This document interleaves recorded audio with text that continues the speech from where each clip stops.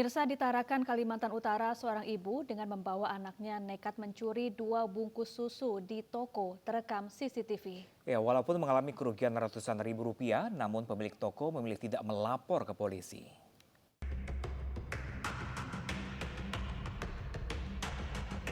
Inilah video rekaman CCTV di sebuah toko di Bilangan Karanganyar, Kecamatan Tarakan, Kalimantan Utara.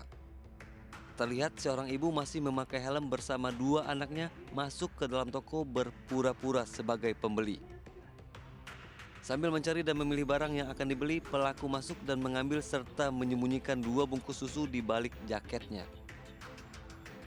Aksi ini diketahui setelah pemilik toko mencurigai gerak-gerik pelaku hingga akhirnya memeriksa CCTV. Meski mengalami kerugian hingga ratusan ribu, pemilik toko tidak melaporkan pencurian ke pihak kepolisian. Untuk apa yang diambil, Mbak? Ini susu anak 1 sama kolagen drink. Kerugian yang diderita nih berapa nih kira-kira? Nggak banyak, soalnya kolagen drinknya itu 195, yang susu anaknya 60.000. Untuk membuat jerah pelaku pencurian, video hasil rekaman CCTV ini pun disebar ke media sosial dan viral. Dari Tarakan, Kalimantan Utara, Usman Codang, iNews melaporkan. Sementara itu pemirsa, 2 orang ibu rumah tangga nekat menjadi kurir sabu jaringan Malaysia dan Indonesia di Nunukan, Kalimantan Utara. Keduanya dijanjikan upah dari seorang bandar warga negara Malaysia sebesar 25 juta rupiah.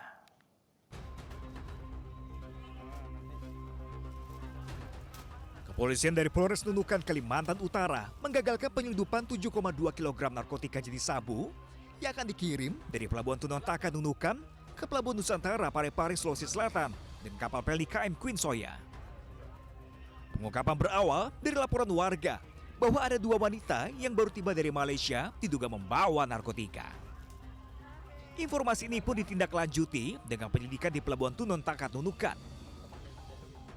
Benar saja, didapati 2 ibu rumah tangga dengan sebuah kardus yang berisikan sabu dengan berat 7,2 kg. Pelabuhan kan saat waktu tertentu memang terkadang ada keterbatasan untuk barang-barang yang dilakukan pemeriksaan karena keterbatasan spray yang dipergunakan. Seiring berjalan itu juga di atas kapal karena dari bawah sudah kita monitor untuk memastikan tersangka ini dengan barangnya. Dia saat di terminal itu sudah kita monitor. Kita lakukan pembuntutan sampai dia naik kapal memegang langsung barangnya. Dari pengembangan juga diamankan seorang pria kurir sabu yang juga suruhan dari seorang bandar asal Tawau, Malaysia dengan upah 10 juta rupiah. Sementara 2 kurir wanita dijanjikan 25 juta rupiah. Kini ketiga kurir terancam penjara paling singkat 6 tahun hingga ancaman hukuman mati. Dari Nunukan, Kalimantan Utara, Usman Codang, iNews melaporkan. Polisi meringkus seorang pemuda yang membawa kabur seorang gadis di bawah umur. Selain membawa kabur, pelaku juga menghamili korban.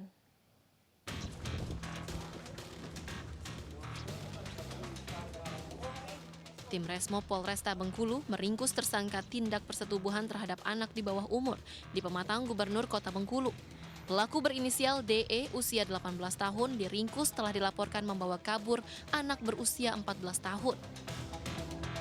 Tidak hanya itu, anak yang dibawa kabur bahkan sempat hamil 7 bulan. Namun semenjak tinggal bersama pelaku, korban diminta untuk menggugurkan anaknya. Tersangka dikenal korban lewat media sosial. Atas bujuk rayu, tersangka berjanji akan menikahi korban. Korban pun diajak kabur. Selama pelarian, korban dibawa ke hotel hingga kos-kosan. Pelaku ditangkap setelah korban berhasil pulang dan melapor ke orang tuanya. Di mana si pelaku ini ternyata melakukan juga ataupun menyarankan untuk si korban yang telah hamil oleh hubungan suami istri mereka itu sudah sebesar 4-5 bulan dan itu telah diaborsi dan kita telah pergi ke TKP tempat anak tersebut dikuburkan ataupun janin tersebut dikuburkan ini. Atas perbuatan tersangka terancam dijerat dengan Undang-Undang Perlindungan Anak Pasal 81 dengan ancaman hingga 15 tahun penjara. Nekat memperkosa pacar seorang mahasiswa di Banda Aceh diringkus polisi. Mirisnya pacar korban masih di bawah umur.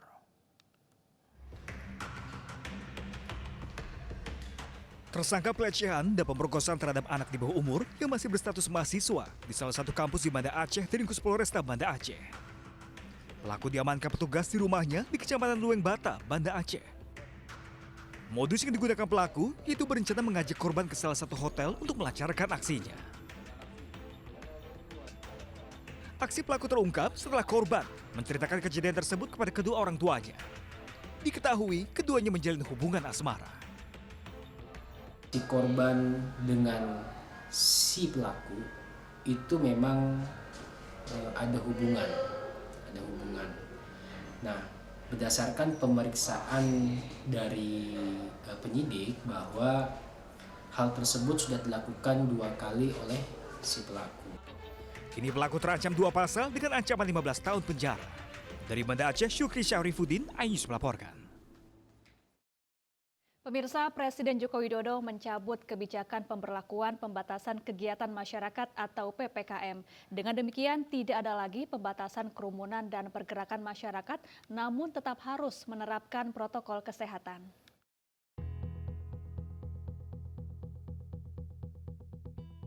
Presiden Joko Widodo mencabut kebijakan pemberlakuan pembatasan kegiatan masyarakat atau PPKM sejak Jumat 30 Desember 2022.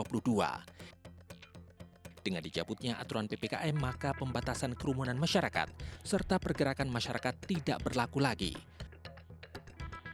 Pencabutan aturan PPKM setelah pemerintah melakukan kajian selama 10 bulan. Setelah mengkaji dan mempertimbangkan perkembangan tersebut, kita ini mengkaji sudah lebih dari 10 bulan,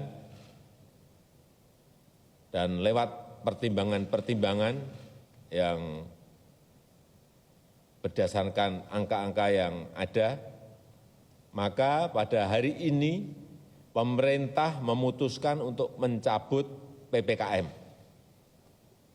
yang tertuang dalam Instruksi Mendagri nomor 50 dan 51 tahun 2022. Jadi tidak ada lagi pembatasan kerumunan dan pergerakan masyarakat.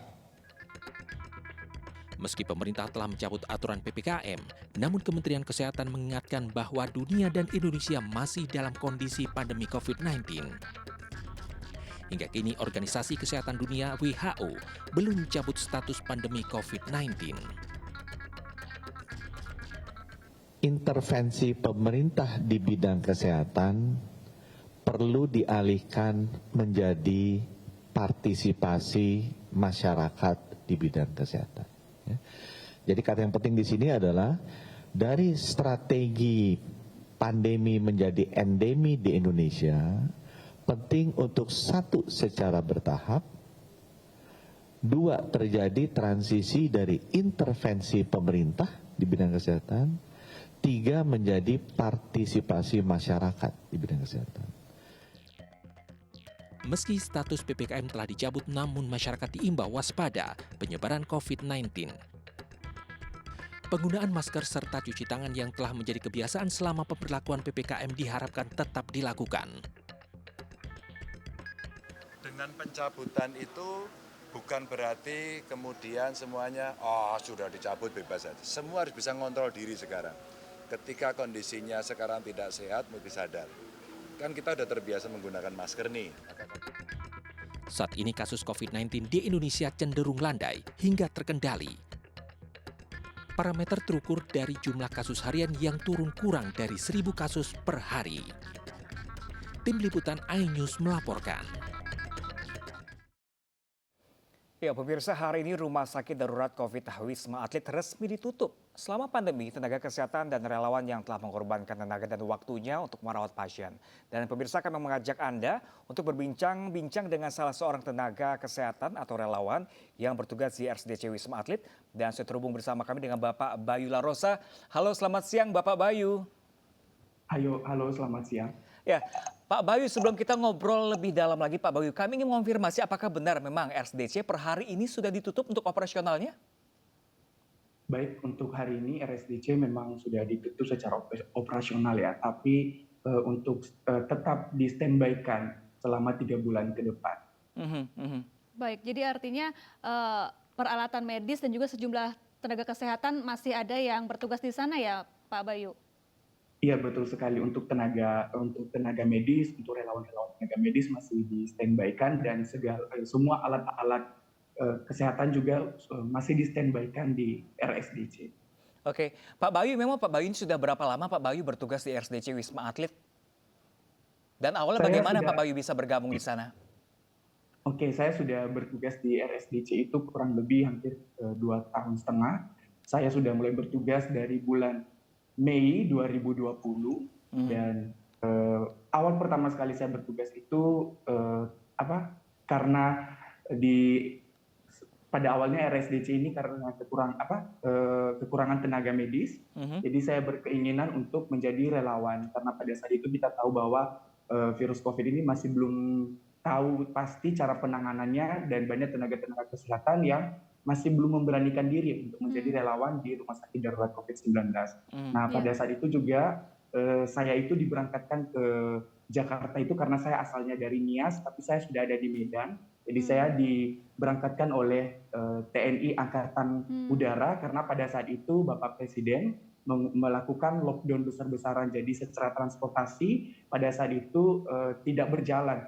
Tapi untung pada saat itu Kementerian Kesehatan bekerja sama dengan TNI Angkatan Udara memberangkatkan saya dan teman-teman yang lain ke Jakarta dari Bandara Pulau Nias. Dari Nias bertugas di Jakarta ya Pak Bayu. Bagaimana suka duka Pak Bayu dan rekan-rekan selama bertugas di Wisma Atlet ini? Oke, kalau kita berbicara mengenai suka dulu ya. Kalau suka udah pasti kita di sini bertemu dengan berbagai macam relawan ya, maksudnya relawan TNI, Polri dan sebagainya dengan berbagai macam latar belakang dari daerah, dari Sabang sampai Merauke. Jadi senangnya kita bisa mendapatkan keluarga baru di sini. Nah, kalau secara dukanya itu ketika terjadi pelonjakan pasien, terutama kemarin di varian Delta ya. Di varian Delta di situ kita sangat mengalami crowded. Pada saat itu banyak tenaga kesehatan kita yang terpapar COVID. Mau nggak mau tenaga kesehatan kita diisolasikan, dilakukan perawatan. Nah, pada saat itu kita sangat kekurangan tenaga medis. Nah, pada saat itu saya sendiri dan beberapa teman-teman yang lainnya itu bukan perintah dari atasan atau pimpinan ya, tapi itu kerelaan kita berdinas dalam satu hari itu bisa 2 kali. Contohnya nih dari jam 7 pagi sampai jam 2 siang kita berdinas, kemudian istirahat balik ke tempat tinggal, kemudian kita lanjutkan dinas malam lagi sampai jam 5 pagi. Itu bukan paksaan tapi itu kerelaan kita karena kita mau membantu teman-teman kita di red zone karena pada saat itu memang karena kekurangan tenaga kesehatan yang mau nggak mau kita harus saling membantu. Itu dan duka yang paling mendalam itu satu lagi ketika teman-teman kita ini kita sudah bersama-sama melakukan perawatan di sini tapi teman-teman kita ini banyak yang gugur dalam melakukan penanganan virus COVID-19 ini. Itu sangat duka yang paling mendalam selama bertugas di RSDC. Baik Pak Bayu. Pak Bayu ini 2,5 tahun merawat pasien COVID-19 sebagai relawan. Ini momen yang paling berkesan sampai sekarang masih melekat apa Pak Bayu? Momen yang paling berkesan itu yaitu yang saya katakan tadi kekeluargaan di sini. Di sini ada TNI Polri bukan hanya relawan besar tapi di sini menjadi satu keluarga, saling bantu-membantu, saling membahu-membahu dalam melakukan penanganan atau melakukan perawatan pada pasien-pasien COVID-19. Ya, Pak Bayu, hari ini RSDC Wisma Atlet resmi ditutup. Adakah yang ingin Pak Bayu sampaikan kepada rekan-rekan sesama nakes maupun kepada masyarakat? Ya, ditambah Presiden kemarin sudah menghentikan PPKM ya. Gimana Pak Bayu? Oke, pertama dulu saya mau mengucapkan dulu terima kasih kepada seluruh tenaga kesehatan yang pernah bertugas di Rumah Sakit Darurat COVID-19 Wisma Atlet Kemayoran dan bahkan di seluruh Indonesia. Terima kasih pengabdian kalian semua. Terima kasih sudah berjuang demi raga yang lain. Semoga Tuhan membalas kebaikan teman-teman semua, tenaga kesehatan yang dari Sabang sampai Merauke. Nah, untuk masyarakat, meski virus COVID-19 ini PPKM sudah diberhentikan dan virus COVID ini sudah mulai melandai, tapi buat masyarakat jangan lengah ya, tetap meningkatkan protokol kesehatan, tetap bagi Bapak Ibu juga yang sudah bisa mendapatkan vaksinasi, segera vaksinasi karena itu sangat membantu ketika terpapar COVID, vaksinasi itu sangat membantu mengurangi gejala. Baik, terima kasih banyak Pak Bayu. Kami juga ingin mengucapkan terima kasih banyak untuk Pak Bayu dan kepada tenaga kesehatan dan relawan lain yang telah berjasa merawat para pasien COVID-19 sejauh ini selama ini. Terima kasih banyak Pak Bayu. Ya pemirsa, kita ke informasi selanjutnya pemirsa. Setelah pertama kali beroperasi pada Maret 2020, Rumah Sakit Darurat COVID-19 RSDC Wisma Atlet Kemayoran Jakarta Pusat akan berhenti atau sudah berhenti beroperasi pada hari ini. Ya, sejumlah kisah perjuangan suka dan duka menghadapi pandemi terekam jelas di balik dinding RSDC Wisma Atlet.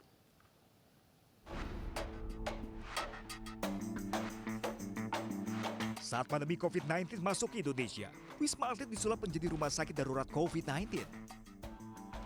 Presiden Jokowi pun meresmikan RSDC Wisma Atlet pada 23 Maret 2020, di mana saat itu lonjakan COVID-19 terus terjadi di Indonesia. Saat itu, sekolah, instansi pemerintah, serta sejumlah perusahaan pun terpaksa diliburkan dan mempekerjakan karyawannya dari rumah. Tingginya lonjakan kasus COVID-19 pun membuat rumah sakit kewalahan dan membuat sejumlah pasien dirujuk ke Wisma Atlet. Tercatat, total 4 dari 7 tower Wisma Atlet digunakan sebagai RSDC Wisma Atlet. Dari 4 tower, terdapat tempat isolasi pasien corona hingga laboratorium dan ruang radiologi. Sementara, jumlah pasien dirawat di RSDC Wisma Atlet sejak 23 Maret 2020 mencapai 164.220 pasien. Adapun hingga 31 Desember 2022, jumlah warga yang terkena COVID-19 mencapai 6.718.775 pasien. Di mana dari total tersebut 6.544.228 sembuh, sementara 160.583 meninggal dunia. Mulai terkendalinya serta menurunnya kasus COVID-19 dan diberhentikannya status PPKM oleh Presiden Jokowi membuat operasional Wisma Atlet dihentikan. Hal ini juga turut tertuang dalam surat Kepala BNPB terkait penghentian operasional RSDC Wisma Atlet per 31 Desember 2022. Tim Liputan iNews melaporkan. Pemirsa, seorang bidan puskesmas di Tapanuli Tengah diduga menjadi korban salah operasi di salah satu rumah sakit di Sumatera Utara. Korban mengalami sakit di kaki kirinya usai kecelakaan, namun yang dioperasi justru kaki kanan.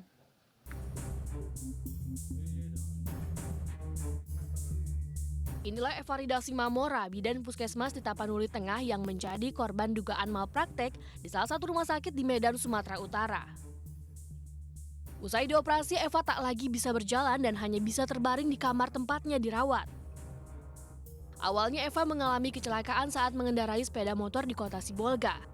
Saat itu kaki kiri Evarida mengalami luka, ditambah lagi ia terjatuh di kamar mandi. Ia pun dibawa ke rumah sakit dan tim dokter memutuskan untuk melakukan operasi. Namun bukannya kaki kiri yang dioperasi, dokter justru mengoperasi kaki kanan Evarida.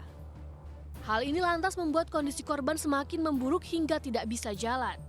Itu adalah kaki kiri saya. Segala pemeriksaan mulai dari ronsen, MRI, CT scan, semuanya kaki kiri saya. Kaki kanan saya ini sehat. Kaki kanan saya ini bisa jalan. Pada saat fisioterapi juga, yang di fisioterapi kaki kiri saya, karena memang kaki kiri saya yang bermasalah. Ternyata pada tanggal 23 November saya dioperasi. Yang dioperasi adalah kaki kanan saya. Hingga kini pihak Rumah Sakit Murni Teguh masih belum dapat dikonfirmasi. Sementara itu pihak keluarga sudah melaporkan kasus dugaan malpraktek ke Polda Sumatera Utara. Dari Medan, Sumatera Utara, Ahmad Ridwan Nasution, iNews melaporkan. 2 mobil pick-up terseret arus sungai di Situbondo, Jawa Timur. Selengkapnya sesaat lagi pemirsa, jangan kemana-mana, tetaplah bersama kami di iNews.